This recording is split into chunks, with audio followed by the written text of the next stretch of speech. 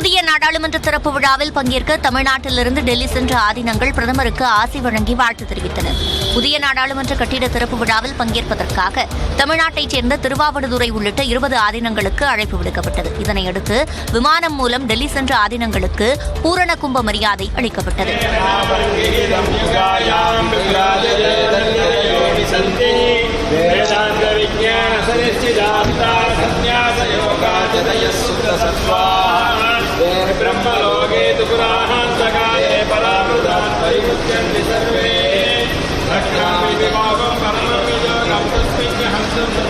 தொடர்ந்து பிரதமர் இல்லத்தில் பிரதமர் நரேந்திர மோடியை சந்தித்த திருவாவடுதுறை, மதுரை, தருமபுரம் உள்ளிட்ட ஆதீனங்கள் தனித்தனியாக செங்கோல்களையும் நினைவு பரிசுகளையும் பிரதமருக்கு வழங்கினர். அப்போது ஆதீனங்களுக்கு வணக்கம் தெரிவித்து பிரதமர் ஆசி பெற்றார்.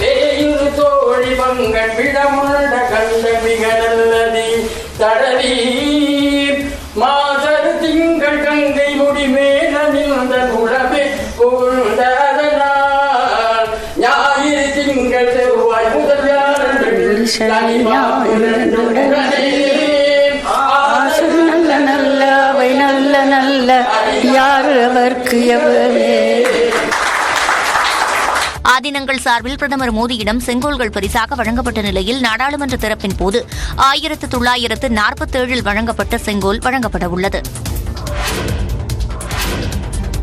புதிய நாடாளுமன்ற திறப்பு விழா 2 பகுதிகளாக நடைபெறும் என்று மக்களவை செயலகம் சார்பில் தெரிவிக்கப்பட்டுள்ளது.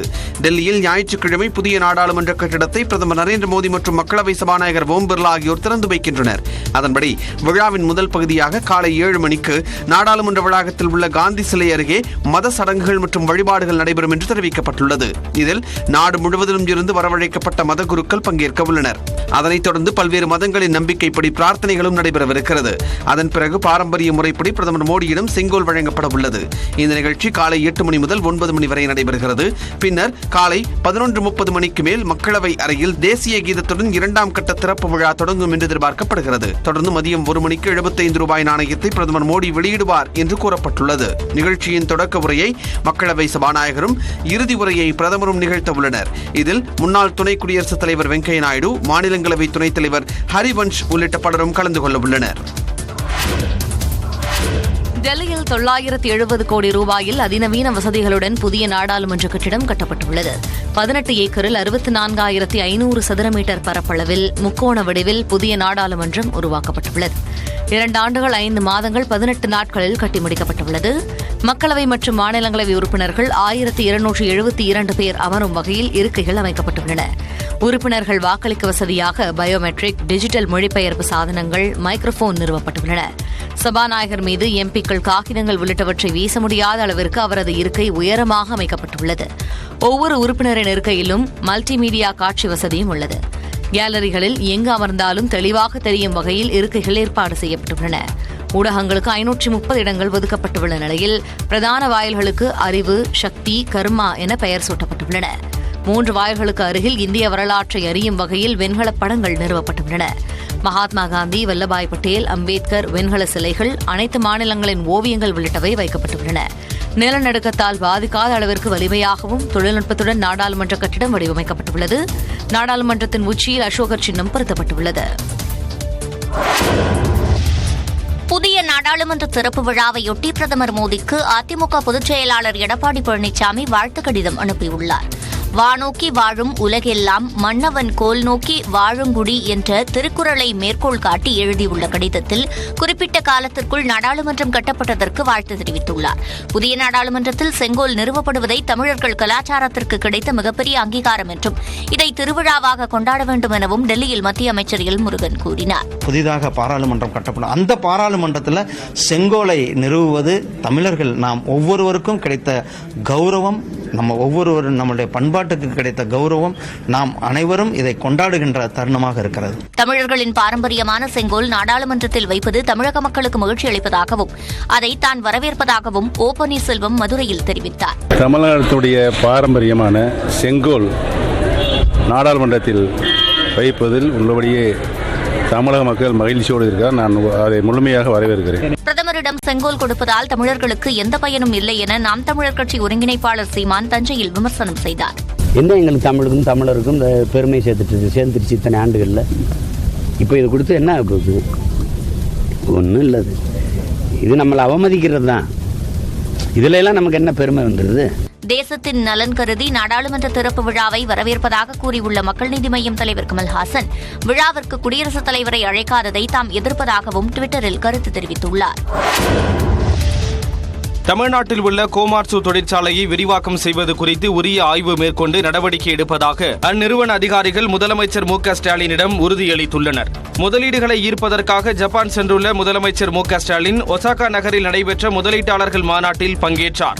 அப்போது தமிழ்நாடு வழிகாட்டி நிறுவனத்திற்கும் சென்னை அருகே திருப்போரூரில் செயல்படும் ஜப்பானைச் சேர்ந்த டைசல் சேஃப்டி சிஸ்டம்ஸ் நிறுவனத்திற்கும் இடையே 83 கோடி ரூபாய் மதிப்பில் விரிவாக்கம் செய்வதற்காக புரிந்துணர்வு ஒப்பந்தம் மேற்கொள்ளப்பட்டது. தொடர்ந்து ஒசாகாவில் அமைந்துள்ள கோமாட்சு நிறுவனத்தின் உற்பத்தி தொழிற்சாலையின் செயல்பாடுகளை முதலமைச்சர் ஸ்டாலின் நேரில் ஆய்வு செய்தார். சென்னையில் அடுத்த ஆண்டு நடைபெறும் உலக முதலீட்டாளர்கள் மாநாட்டுக்கு அழைப்பு விடுத்த முதலமைச்சர் காஞ்சிபுரம் மாவட்டம் ஒரகடம் சிப்காட்டில் உள்ள கோமாட்சு தொழிற்சாலையை விரிவாக்கம் செய்ய வேண்டும் என கேட்டுக் கொண்டார்.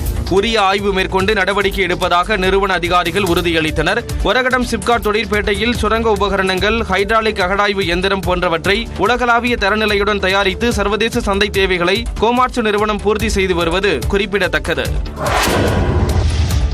தொழில் முதலீடுகளை ஈர்க்க ஜப்பான் சென்றுள்ள முதலமைச்சர் மு.க.ஸ்டாலின் ஜப்பானின் புராதன சின்னங்களில் ஒன்றான ஒசாகா கோட்டையை பார்த்து மகிழ்ந்தார். ஒசாகா நகரத்தில் நடந்த முதலீட்டாளர் மாநாட்டில் பங்கேற்ற அம்மாகாண துணை ஆளுநர் நொபுஹிகோ யமாகுச்சி ஒசாகா கோட்டையை பார்வையிடுமாறு முதலமைச்சர் ஸ்டாலினுக்கு அழைப்பு விடுத்தார். அதனை ஏற்று ஒசாகாவில் உள்ள 16ஆம் நூற்றாண்டில் கட்டப்பட்ட பழமையான கோட்டையை முதலமைச்சர் மு.க.ஸ்டாலின் சுற்றி பார்த்தார்.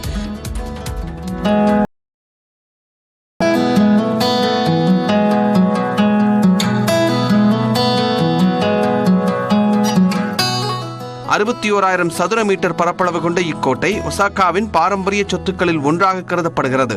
இதனை சுற்றி காண்பித்த போது முதலமைச்சருக்கு ஒவ்வொன்றாக துணை ஆளுநர் எடுத்துரைத்தார். பின்னர் முதலமைச்சருடன் பள்ளி குழந்தைகள் உள்ளிட்ட அனைவரும் புகைப்படம் எடுத்துக் கொண்டனர்.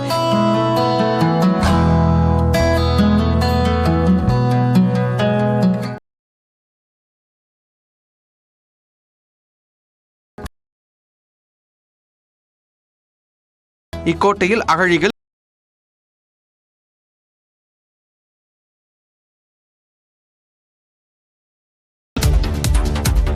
நிதி ஆயோக் அமைப்பின் நிர்வாக குழு கூட்டம் டெல்லியில் பிரதமர் மோடி தலைமையில் கூடியது. 2014ஆம் ஆண்டு திட்ட கமிஷனுக்கு மாற்றாக உருவாக்கப்பட்ட நிதி ஆயோக் மத்திய அரசிடமிருந்து மாநிலங்களுக்கு நிதி வழங்கும் பணியையும் செய்து வருகிறது. இதன் தலைவராக பிரதமரும் நிர்வாக குழுவில் மாநில முதலமைச்சர்கள், யூனியன் பிரதேச ஆளுநர்கள், மத்திய அமைச்சர்களும் உள்ளனர். டெல்லியில் நடைபெற்ற கூட்டத்தில் மத்திய உள்துறை அமைச்சர் அமித் ஷா, நிதி ஆயோக் அதிகாரிகள் பங்கேற்றனர். 2047ஆம் ஆண்டில் இந்தியாவை வல்லரசாக்குவது மைய கருவாக விவாதிக்கப்பட்டது. அதிகரித்தல், சமூக மேம்பாடு, ஊட்டச்சத்திற்கு முக்கியத்துவம் அளிக்கப்பட உள்ளதாகவும் நிதி ஆயோக் அமைப்பு தெரிவித்தது. மேற்குவங்க முதலமைச்சர் மம்தா பானர்ஜி, தெலங்கானா முதலமைச்சர் சந்திரசேகர் ராவ், டெல்லி முதலமைச்சர் அரவிந்த் கெஜ்ரிவால் உள்ளிட்ட 8 முதலமைச்சர்கள் இந்த கூட்டத்தில் பங்கேற்கவில்லை. ராஜஸ்தான் முதலமைச்சர் அசோக் கெலாட் உடல்நலக்குறைவால் கூட்டத்தில் பங்கேற்கவில்லை. அமைச்சர் செந்தில் பாலாஜியின் சகோதரர் வீடு மற்றும் அமைச்சரின் ஆதரவாளர்களுக்கு சொந்தமான இடங்களில் 2வது நாளாக வருமான வரித்துறையினர் சோதனையை தொடங்கினர். இந்நிலையில் கரூர் ராமகிருஷ்ணபுரத்தில் உள்ள அமைச்சர் செந்தில் பாலாஜியின் சகோதரர் அசோக் வீட்டில் 2வது நாளாக வருமான வரித்துறையினர் சோதனையில் ஈடுபட்டுள்ளனர். மேலும் காந்தி கிராமத்தில் அமைச்சர் செந்தில் பாலாஜியின் நெருங்கிய உறவினரான சங்கர் ஆனந்த் என்பவரின் நிறுவனத்தில் பணிபுரியும் சோபனா பிரேம்குமார் தம்பதியினரின் வீடு உட்பட 22 இடங்களில் 2வது நாளாக சோதனை நடைபெறுகிறது.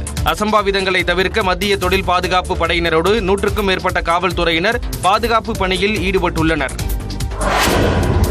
நிறுத்தி வைக்கப்பட்ட விலை உயர்ந்த சொகுசு காரான மினி கூப்பர் காரிலும் அதிகாரிகள் சோதனையிட்டனர். காரில் உள்ள சீட்டுகளை தூக்கி பார்த்தும் நகர்த்தியும் அதிகாரிகள் சோதனையில் ஈடுபட்டனர்.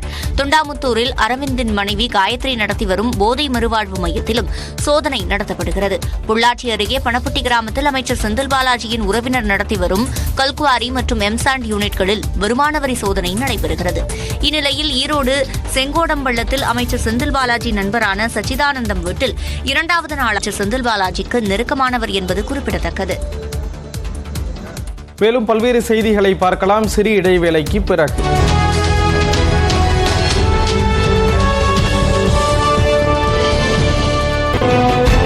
தெரிவித்தார். ஜப்பானிய நிறுவனங்கள் உற்பத்தி துறை மட்டுமின்றி உட்கட்டமைப்பு துறையிலும் முதலீடு செய்ய வேண்டும் என முதலமைச்சர் அழைப்பு விடுத்தார். ஜப்பானிய நிறுவனங்கள் பெரும்பாலும் உற்பத்தி சார்ந்த துறைகளில் மட்டுமே முதலீடு மேற்கொள்ள விடைகளில் தொழிற் பூங்காக்கள் அமைக்கப்பட்டு வருவதை சுட்டிக்காட்டிய முதலமைச்சர் இந்த திட்டங்களில் ஜப்பானிய நிறுவனங்கள் முதலீடு செய்ய வேண்டும் என கேட்டுக் கொண்டார்.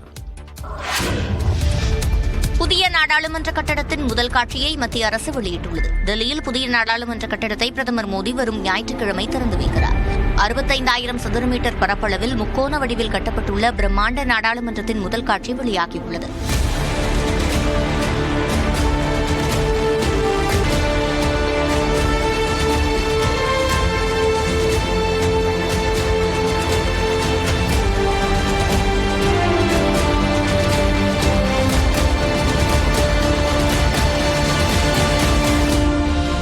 மக்களவை மற்றும் மாநிலங்களவை உறுப்பினர்கள் 1272 பேர் அமரும் வகையில் இருக்கைகள் அமைக்கப்பட்டுள்ளன.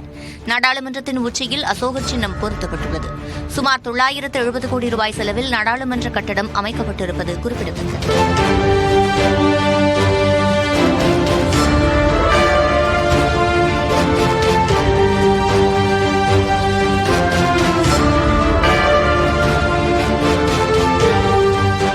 இதனிடையே இந்த வீடியோவை ட்விட்டரில் பதிவிட்டுள்ள பிரதமர் மோடி புதிய நாடாளுமன்ற கட்டடம் அனைத்து இந்தியர்களையும் பெருமைப்படுத்தும் என்று குறிப்பிட்டுள்ளார்.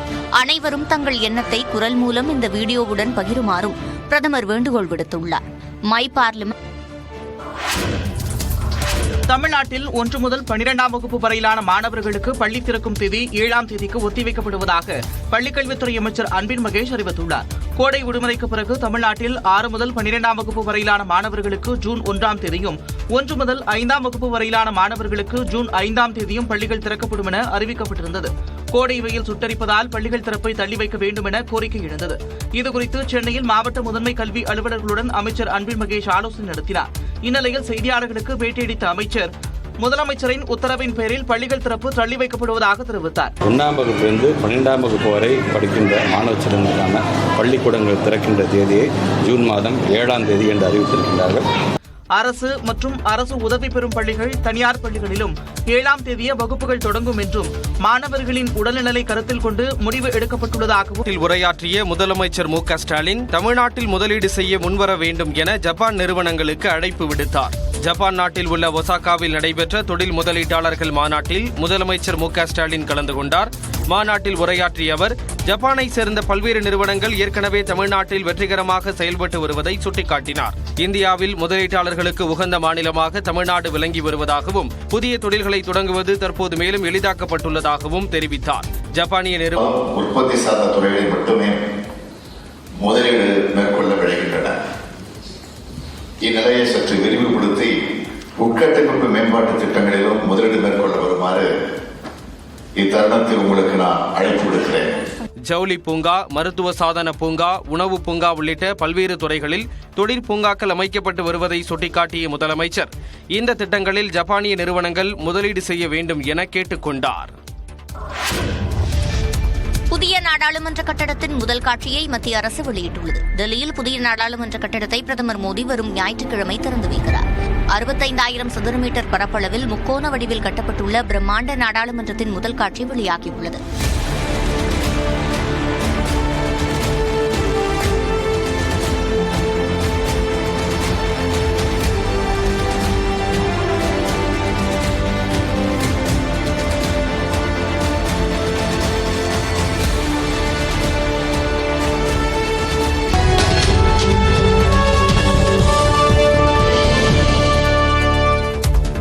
தொடர்ந்து 1 நிமிட செய்திகளை பார்க்கலாம். எத்தனை சோதனை நடந்தாலும் அதனை தாங்கும் வல்லமையை முதலமைச்சர் ஸ்டாலின் தங்களுக்கு தந்துள்ளதாக மின்சாரத்துறை அமைச்சர் செந்தில் பாலாஜி தெரிவித்தார். கரூரில் உள்ள திருவள்ளூர் விளையாட்டு மைதானத்தில் அகில இந்திய சோதனை வந்தாலும் அதை எதிர்கொள்வோம் என்றார்.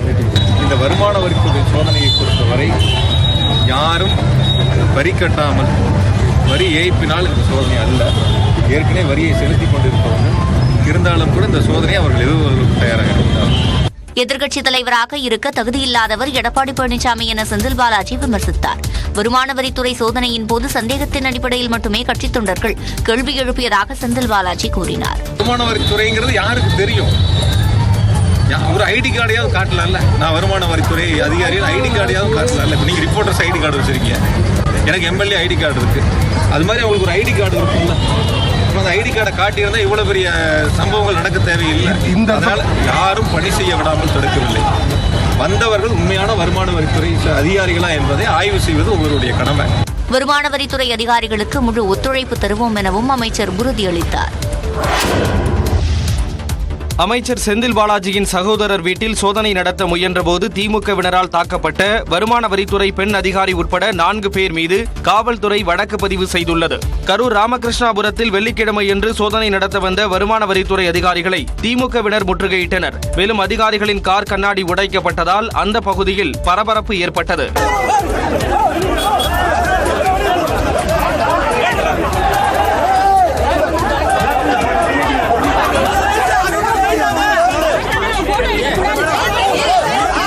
தாக்குதலில் காயமுற்ற 4 வருமான வரித்துறை அதிகாரிகள் மருத்துவமனையில் அனுமதிக்கப்பட்டனர். அரசு மருத்துவக் கல்லூரி மருத்துவமனையில் சிகிச்சையில் உள்ள வருமான வரித்துறை அதிகாரிகள் காயத்ரி, சுனில்குமார், பங்கஜ்குமார், கல்லா சீனிவாசராவ் ஆகியோருக்கு மத்திய பாதுகாப்பு படை பாதுகாப்பு தடுத்தது. பொது சொத்துக்கு சேதம் விளைவித்தல் உள்ளிட்ட பிரிவுகளின் கீழ் அடையாளம் தெரியாத 50க்கும் மேற்பட்ட திமுகவினர் மீது கரூர் காவல் நிலையத்தில் வழக்கு பதிவு செய்யப்பட்டுள்ளது. இதேபோன்று தன்னை தாக்கியதாக திமுக தொண்டர் முருகன் கொடுத்த புகாரின் பேரில் வருமான வரித்துறை அதிகாரி காயத்ரி உள்ளிட்ட 4 பேர் மீதும் வழக்கு பதிவு செய்யப்பட்டுள்ளது. கரூரில் வருமான வரித்துறை அதிகாரிகள் திமுக தொண்டர்களால் தாக்கப்பட்டதாக எழுந்த சம்பவத்திற்கு அதிமுக பொதுச் செயலாளர் எடப்பாடி பழனிசாமி கண்டனம் தெரிவித்துள்ளார். இது தொடர்பாக அவர் வெளியிடுகையில் ஆளும் கட்சியினர் முன்பாக தமிழக காவல்துறை அதிகாரிகள் கைகட்டி நின்று சேவகம் செய்வதாக குற்றம் சாட்டியுள்ளார். டெல்லி அரசில் நடந்த மதுபான கொள்கை ஊழலை விட பல 100 மடங்கு ஊழல் தமிழகத்தில் நடந்துள்ளதாகவும் எடப்பாடி பழனிசாமி குறிப்பிட்டுள்ளார். சோதனையோடு நின்றுவிடாமல் சம்பந்தப்பட்டவர்கள் மீதும் வருமான வரித்துறையினரை தாக்கியவர்கள் மீதும் கடும் நடவடிக்கை எடுக்க வேண்டும் என்றும் மத்திய அரசுக்கு வலியுறுத்தியுள்ளார். தமிழகத்தின் சட்டம் ஒழுங்கு நிலைக்கு கரூர் வருமான வரித்துறை அதிகாரிகள் மீதான தாக்குதல் சம்பவம் உதாரணமாக உள்ளதாகவும் Edappadi Palaniswami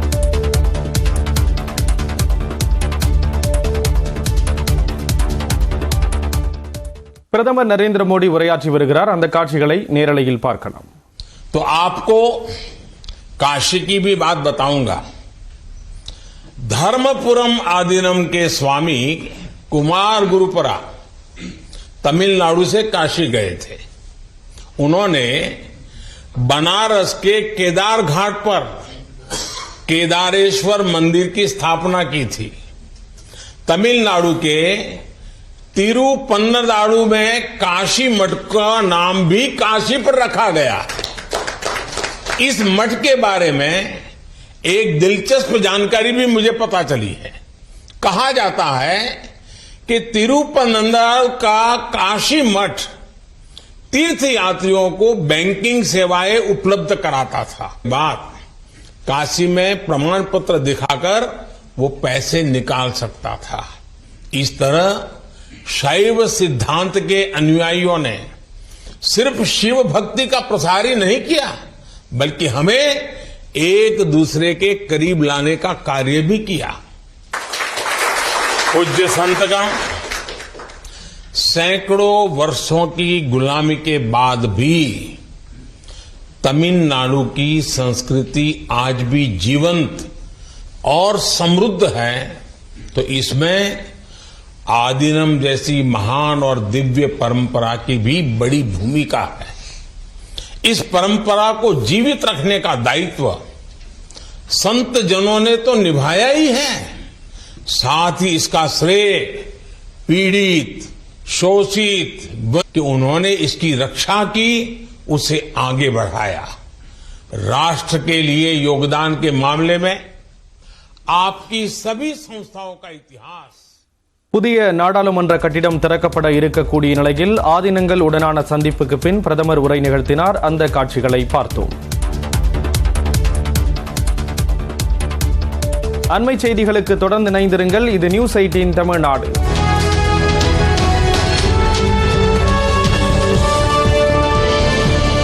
It's 1200 plus reporter.